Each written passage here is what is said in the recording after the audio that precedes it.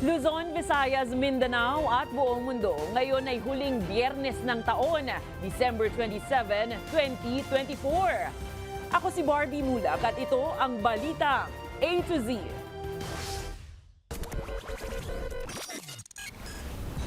₱500 dagdag sahod kada buwan sa mga kasambahay sa Metro Manila. Aprobado na! Minimum wage simula Enero tataas sa 7,000. 5 araw bago magpalit ng taon, kabuuang bilang ng biktima ng paputok lumagpas na ng 100. 3 milyong pasahero inaasahang maitatalang foot traffic ng PTEX ngayong holiday season. 2 Tulfo, Willie Revillame at mga dati nang naging senador pasok sa Magic 12 Senate race ayon sa SWS. Sa mga naghahanap ng swerte ngayong New Year, sinasabing Lucky Charms patok na sa mga mamimili.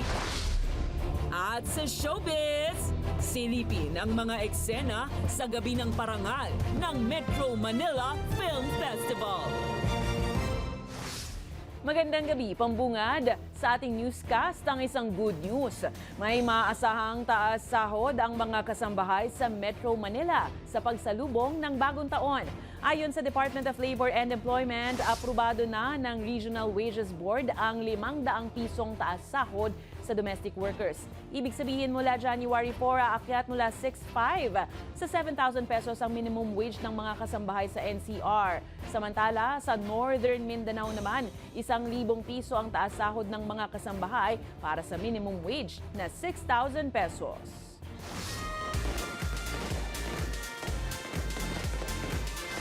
Ilang araw bago ang pagsalubong sa taong 2025, sumampa na sa mahigit 100 ang bilang ng kaso ng mga biktima ng paputok base sa binabantayang 62 Sentinel sites ng Department of Health. Sa tala, aabot sa 82 ang biktima edad 19 pababa, na karamihan po ay kalalakihan. 79% sa mga kasong ito dulot ng iligal na paputok tulad ng Boga, 5-star at Piccolo. Kaya po mahigpit na paalala ng ahensya lalo na sa mga magulang, bantayan ng mga anak para maiwasan ang aksidente. Mahigpit na isinusulong ng grupong Ban Toxics ang pagbabawal sa lahat ng uri ng firecrackers ngayong pagsalubong sa taong 2025. Hindi lang dahil sa peligrong maputukan, kundi maging sa nakalalasong sangkap nito. Para naman sa isang batang unang naitampok ng Balitang A to Z noong 2023. Malaking pilat at trauma ang iniwan sa kanya ng pagpapaputok sa bagong taon. Ang Balitang A to Z Special Report ni Kim Salinas. Unang nakilala ng Balitang A to Z ang 9 na taong gulang na si Matthew sa Amang Rodriguez Hospital bago magbagong taon noong December 26, 2023. Nakakonfine ng bata matapos maputukan ng firecracker at masunog ang ibabang bahagi ng kanyang katawan. Ngayong magbabagong taon muli, binalikan ng news team si Matthew sa kanyang bahay. Masaya nang nakakapaglaro pero may malaki at habang buhay na pilat na iniwan ang aksidente ng nakaraang taon. Nilagay ko po dito yung ting-ting po. Tapos nagsindi po ako na isa, inigot-igot ko po. Sabay, pagtingin ko po dito pumuputok. Nadala na po. Nadala. Di po, lumalayo po ako sa kanila. Isang buwang na-confine sa ospital si Matthew noon at hindi agad nakabalik sa eskwelahan. Mahigpit na binantayan ng mga doktor ang impeksyon na posibleng idulot ng paputok. Bukod sa malaking trauma, malaking gastos din ang inabot ng pamilya ni Matthew. Naka 34,000 po kami. Malaki din po. Pero yung panggastos po sa araw-araw, yun po yung po sa amin. Yung mga pinamaskuhan po nila, yun po yung mga pinanggastos po namin sa araw-araw na pagkain po, pagbili ng diaper, pagbili ng alcohol. Ilang araw na lang at sasalubungin na ang taong 2025 at marami na naman ang magpapaputok. Pero ang grupong Ban Toxic, mariing isinusulong ang tuluyang pagbabawal sa lahat ng uri ng firecrackers sa buong bansa. Hindi lang dahil sa panganib na maputukan, kundi pati na rin sa nakamamatay na kemikal sa mga ito. Napakadelikado nitong mga paputok. Naglabas ang Department of Health ng listahan ng iba't ibang klase, halos 13 na klase ng mga chemicals. Kabilang dito yung dalawa sa pinaka-deadly na klase ng chemical, ang lead, cadmium at iba pa. Sa kanilang pag-iikot sa ilang pamilihan, hindi pa rin nawawala ang mga nagbebenta ng mga illegal na paputok katulad ng Piccolo at 5-Star. Kaya kinakalampag ng ban toxic ang mga lokal na pamahalaan. Mismo tayo sa ating jurisdiction, yan ay pamilihan natin, tayo ang nangangasiwa dyan, therefore mas may kapasidad tayo, mas may kapangyarihan tayo na pangasiwaan yung mga itinitindang mga produkto doon sa kanilang mga lugar. Paalala ng ban toxic, maaari namang salubungin ng bagong taon nang hindi gumagamit ng paputok. Pwedeng gamitin pampaingay. Makikita natin yung mga kaldero, mga siyanse at iba pa. No? Ang mahalaga lang naman sabi nga, salubungin natin itong bagong taon na may ingay. Hindi naman sinabing gumamit ka ng paputok. Sa ngayon, mas lalong pinaigting ng kapulisan ang panguhuli sa mga nagbebenta ng mga ipinagbabawal na paputok sa buong bansa. Sa kabuuan, may nakumpiska na ang PNP ng 6,000 pirasong iligal na paputok simula Nobyembre hanggang Disyembre 25. Para sa Balitang Ito si Kim Salinas. Kinumpiska at sinira ng Rizal Police Provincial Office ang halos 400 ipinagbabawal na boga na nakuha sa iba't ibang lalawigan bago pa sumapit ang bagong taon. Pahayag ng PNP, madaling gawin ang boga gamit ang mga recyclable material na makikita sa paligid. Pero babala ng ahensya, mapanganib ito at posibleng makapagsanhi ng pagkabulag, pagkasunog ng balat at maging pagkabingi. Nilinaw naman ng ahensya na walang parusang ipapataw sa mga nakuhanan ng boga pero layo ng PNP na itaas ang kaalaman at kamalayan patungkol sa peligro ng mga iligal na paputok. Iwasan ang paputoxic. Kasabay ng Iwas Paputoxic campaign event sa isang mall sa Quezon City kasama ang mga alagang hayop, nananawagan ng Philippine Animal Welfare Society at Eco Waste Coalition na magdiwang ng bagong taon ng walang paputok para sa kaligtasan ng tao, hayop at kalikasan. Ayon kay Dr. Christian Canco, nagdudulot ng stress, anxiety at sakit sa hayop ang ingay at usok ng paputok. Hinihimok ni Canco ang pet owners na sanayin ang mga hayop sa ingay ng paputok sa pamamagitan ng pagtutugtog ng fireworks sound sa mababang volume. Samantala, may katapat namang parusa sa batas ang anumang uri ng pagmamalupit sa hayop. Ang ating mga alagang aso ay parte ng pamilya at hindi dapat sila gawing burglar alarm system na nandun lang po sila sa labas ng bahay na nakatali or nakakulong. Inaasahan ng Parañaque Integrated Terminal Exchange na lalampasan ng foot traffic ngayong holiday season kumpara sa naitala noong 2023. Tuloy-tuloy pa rin kasi ang dagsa ng libo-libong pasahero kahit karamihan ay nakauwi na sa kanilang probinsya noong Pasko. Ayon kay PTEC spokesperson Jason Salvador, aabot sa mahigit 3 milyon ang inaasahang maitatalang bilang ng pasahero mula December 20 hanggang January 6. Nakatutulong din umano ang LRT1 Cavite Extension na direktang konektado sa terminal. Paalala pa rin ng PTEC, iwasan magdala ng bawal na gamit tulad ng paputok at flammable materials. Ito ay matapos masabat ng mga security personnel ang mahigit 500 ipinagbabawal na items mula December 20. Well, honestly, kami rin nga nagugulat. We are being pleasantly surprised in the past few days na napakaraming tao pa rin. Tiniyak naman ng Civil Aviation Authority of the Philippines na handa ang air traffic system laban sa posibleng aberya katulad ng naganap noong Enero 2023 na nakaapekto sa daang-daang flights. Ayon kay CAAP spokesperson Eric Apolonio, na isasaayos at na-upgrade na ang Communication, Navigation, Surveillance, Air Traffic Management System. May backup system din daw para matiyak ang tuloy-tuloy na operasyon ng mga paliparan. Habang handa namang gamitin ang standby generators ng 42 CAAP-operated airports sakaling magkaroon ng power failure. Iniulat din na maayos ang biyahe ng mga pasahero sa 44 na commercial airports nung Pasko kahit pa tumaas ng 7 hanggang 10% ang holiday travelers kumpara noong nakaraang taon. Nagdagdag naman ang personel at nakaalerto ang lahat para masiguro ang maayos na serbisyo para sa pasahero. Ito naman po ang ating tinatawag na CNS-ATM, yung nagre-regulate ng mga traffic sa ere na nagkaroon ng problema noong 2022. Naisaayos na rin po ito at na-upgrade na yung program, naibalik na natin yung talagang nagme-maintain yan. As may backup system po tayong prepare just in case magkaroon ng issue, tuloy-tuloy ho yung paglipat ng mga aeroplano. Mahigit 1 milyong pisong halaga ng illegal party drugs ang nasabat ng Bureau of Customs sa pantalan ng Clark, Pampanga. Ayon sa BOC, nakadeklara bilang central heating boiler ang shipment na nagmula sa Germany at dumating sa bansa nitong 4 ng Disyembre. Pero dahil sa kakaibang resulta ng X-ray scan at K9 inspection, natuklasang nakasilid sa loob ng boiler ang mahigit 2 kilo ng illegal na droga. Naglabas naman na ang mga otoridad ng seizure at detention warrant para sa naturang shipment.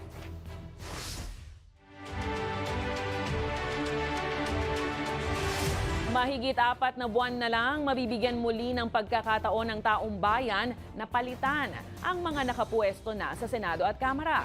Pero kung susuriin ang resulta ng Social Weather Station Survey, karamihan sa mga posibleng makapwesto muli ay hindi na bagong mga pangalan at personalidad. Gayunpaman, hindi naman katiyakan ng survey sa posibleng mga mangyari sa mismong halalan sa May 12, 2025. Kung nitong Disyembre isinagawa ang midterm elections, liyamado sa party list race ang political group na pagtibayin at palaguin ang pangkabuhayang Pilipino o 4Ps. Ayon sa survey ng Social Weather Stations, ang grupo na swerteng nakuha sa COMELEC raffle ang numero 1 pwesto sa balota ay top choice din ng mga botante na nakakuha ng mahigit 13%. Pasok naman sa top 8 na pawang may 2% ng mga boto pataas, ang ACT-CIS, Senior Citizens, Duterte Youth, gayon din ang Ako Bicol, Tingog Party List, TGP at Uswag Ilonggo. Sa ilalim ng party list system ng bansa, sure na ang isang congressional seat sa mga grupong nakakuha ng 2% ng mga boto. Habang pwedeng makakuha ng hanggang 3 pwesto ang mga grupong may pinakamaraming boto. 63 posisyon sa Kamara ang pag-aagawan ng 156 party list groups.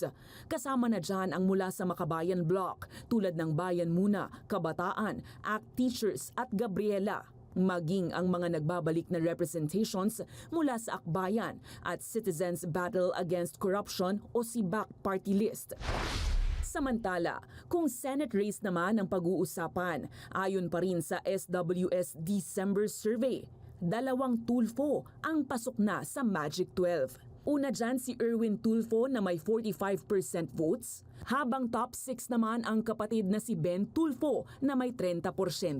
Pasok rin ang mga dati nang naging senador na sina Bong Revilla, Bongo, Pia Cayetano, Tito Soto, Ping Lacson at Manny Pacquiao. Pero pasok din ang first-timers na sina Willie Revillame at Abby Binay. Dikit naman ang laban para sa huling spot sa pagitan ni Camille Villar, Bato de la Rosa at Amy Marcos. 15, 16, 17 naman ang mga pwesto ni Kiko Pangilinan, Benher Abalos at Bam Aquino. Habang nasa rank number 28 to 39 pa ang kontrobersyal na religious leader na si Apollo Quiboloy. Kapwa kinomisyon ng surveys ng Strat-based Consultancy at isinagawa nitong December 12 to 18 sa mahigit 2,000 registered voters nationwide.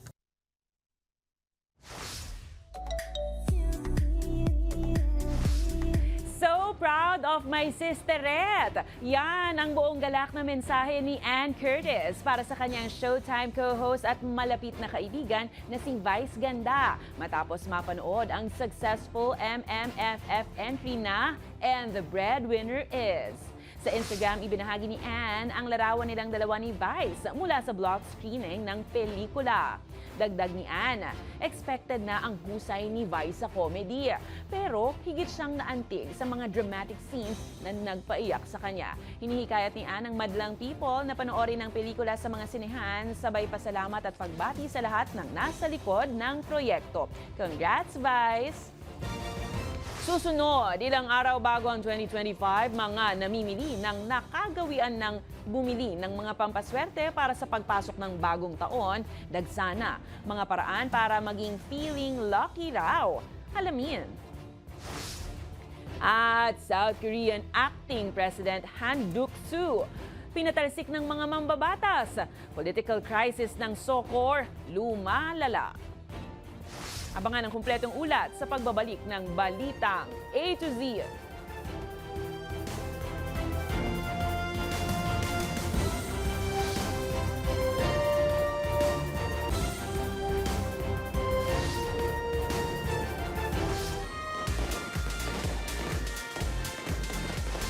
Huling Biyernes na bago magbisperas ng bagong taon at may ilan na sa ating mga kababayang naghahanda ng mga sinasabing pampaswerte sa 2025.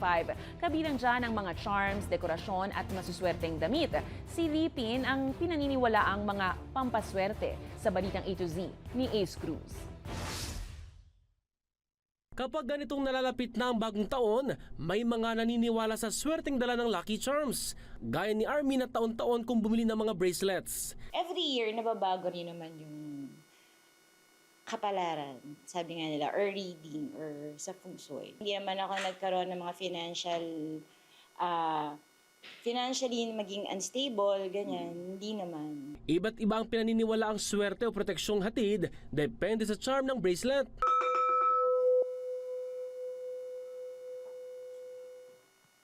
Ito yung tiger bracelet na binigay sa akin ni Master Hans. Kinlens niya para, alam yun, ma-activate yung blessing. No, ako Year of the Tiger, so meron siyang tiger's eye na nilagay dito.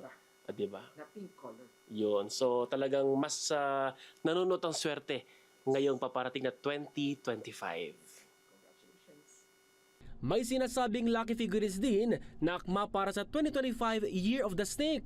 Ipinaliwanag naman ng Feng Shui Master si Hans Kua ang basihan sa Chinese tradition ng paglalagay sa mesa ng 12 klase ng prutas bilang simbolo ng pera at kasaganahan. Kailangan ba bilog ang prutas? Hindi. Pero hindi dapat nawawala ang pinya. In Chinese, we call this onglai. O yung apple. This in Chinese, we call this as pinko. This signify harmony. Ang iba naman ay naglalagay ng prosperity bowl sa hapag. Prosperity bowl yung bigas. Tapos may mga ampaw natin lalagay. Ampaw pwedeng lagyan ng 168, 3 piraso, pwede po. May mga gold coin, pwedeng lagay dyan. Kung may mga ket-ket kayo lagay dyan, lagay po ng barya. Ilalagay yan also sa hapagkainan natin. Pagdating naman sa kulay ng kasuotan, gold ang sinasabing maswerteng suotin sa pagsalubong sa 2025. Siya po ay nagbibigay ng resource. Ano yung resource? Wealth, pera, opportunity, resource, yung mga raw materials, makakatulong sa luck natin ang pagkakaroon ng gold element, gold color na element. Si Nanay Lisa naman, sumusunod pa rin sa tradisyon ng pagsuot ng polka dot sa damit. Pagka polka dot, syempre pasok yung pera. Yearly na yun, pagkasalubong yung talagang lahat sa akin polka dot, di ba? Tsaka yung coins ko, kahihiga ako sa coins. Paalala pa ng Feng Shui Master, gabay lang ang mga pampaswerteng ito at higit na mahalagang salubungin ang bagong taon na may positibong pananaw at pananalig. Para sa Balitang A to Z, Ace Cruz.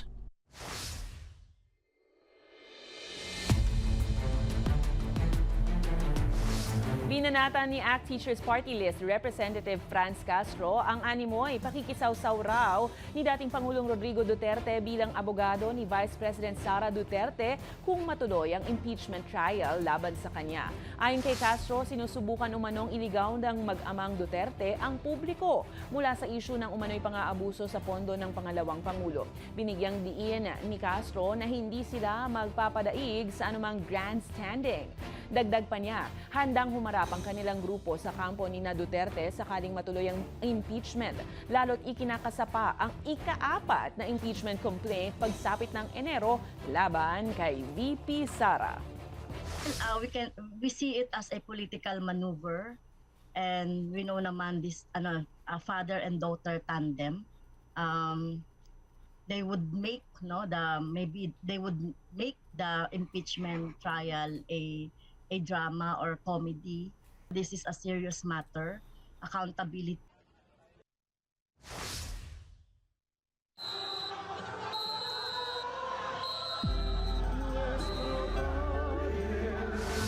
Nagsagawa na ng road inspection ang Manila Police District, lokal na pamahalaan at mga kinatawan ng simbahan bilang paghahanda sa 2025 traslasyon ng Nazareno sa darating na Enero 9. Pinangunahan ni MPD Director Police Brigadier General Thomas Ibay ang pagtatanggal ng mga sasagabal sa prosesyon gaya ng mga nakahambalang na yero, wasak na bakod at busot na kable ng kuryente.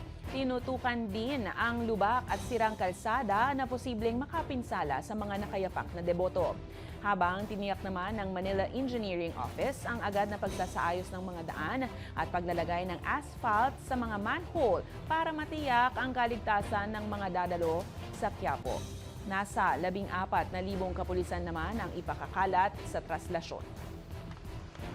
Lahat ng dadaanan ng traslasyon dito sa Quirino Grandstand at the same time sa Quiapo Church, lalatagan natin ng kaukulang numero ng security personnel natin. Hindi lang naman PNP ang magsisecure dito, kasama rin natin ang Armed Forces, kasama natin ang Philippine Coast Guard at lahat ng ahensya ng gobyerno, lalo na ang ating LGU ay nagsama-sama para magiging successful itong darating nating traslasyon.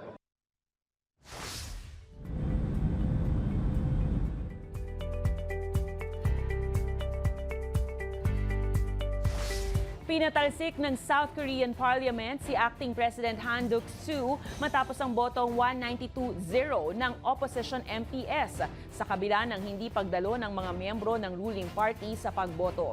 Naharap si Han sa mga akusasyong kasabwat siya sa bigong pagpapataw ng martial law ng dating Pangulong Yoon Suk-yeol noong December 3. Ayon sa mga political analyst, naharap ngayon ang South Korea sa tumitinding political crisis.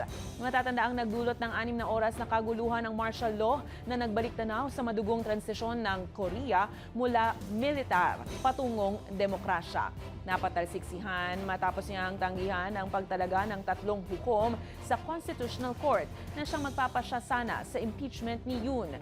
Sa ngayon, ang Finance Minister na si Choi Sang-mok ang sasalo bilang interim president habang hinihintay ang desisyon ng Constitutional Court.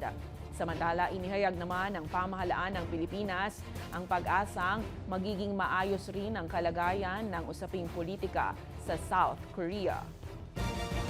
Sa aming pagbabalik sa showbiz, silipin ang mga eksena sa gabi ng parangal ng Metro Manila Film Festival. Manatiling nakatutok, kayo ay nanonood ng Balitang A to Z.